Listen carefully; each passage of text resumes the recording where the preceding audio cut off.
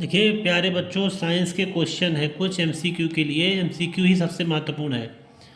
सबसे पहला क्वेश्चन है कि CaCO3 gives CaO plus CO2 किस प्रकार की अभिक्रिया है? डिस्प्लेसमेंट, विस्थापन, अपघटन, संयोजन, द्विविस्थापन।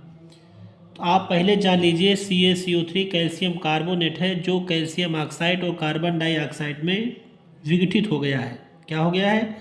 विघटित हो गया है।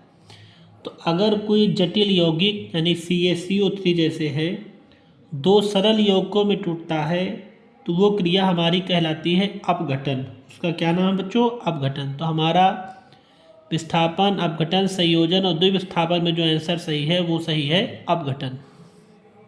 सेकेंड क्वेश्चन, श्वसन किस प्रकार की रासायनिक अभिक्रिया है? क्या पूछा है बच्चों? श्वसन किस प्रकार की रासायनिक अभिक्रिया है? तो आप ये जान लीजिए कि श्वसन में ग्लूकोज C6H12O6 का ऑक्सीकरण होता है जिससे ऊर्जा उत्पन्न होती है। देखिए श्वसन में क्या होता है? श्वसन में होता है जैसे C6H12O6 है,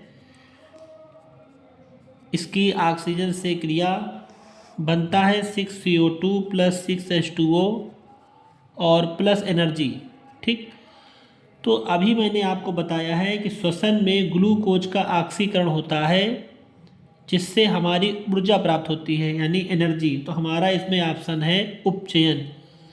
और उपचयन में अगर आपको दिक्कत समझ में आती हो तो आप जान लीजिए ये रेडॉक्स अभिक्रिया है, इसका दूसरा नाम रेडॉक्स भी है। तीसरा क्वेश्चन है बच्चों, शरीर में पाचन किस प्रकार की क्रिया है? भोजन हम लोग करते हैं ना, तो ये पाचन किस प्रकार की क्रिया है? तो भोजन के पाचन में जटिल कार्बनिक यौगिकों का ऑक्सीकरण होता है जिससे हमें ऊर्जा उत्पन्न होती है।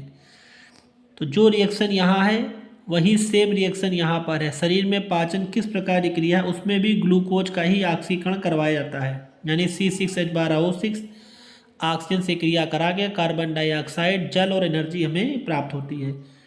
तो शरीर में पाचन किस प्रकार की क्रिया है जिसका आंसर है ऑक्सीकरण। ये ध्यान रखिएगा। अगला क्वेश्चन है भौतिक परिवर्तन।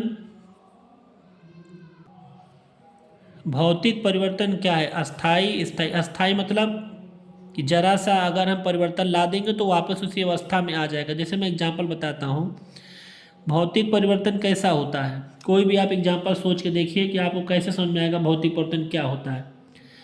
मान लीजिए पानी जो है वो बर्फ़ बन गया है, तो थोड़ी देर बाद बर्फ़ पानी बन जाएगा। इसका मतलब है कि ये एक अस्थाई परिवर्तन है। रासायनिक परिवर्तन में स्थायी होते हैं, तो ना तो ए व बी है ना कोई नहीं, तो इसका आंसर है अस्थाई परिवर्तन। ठीक बच्चों, थैंक यू।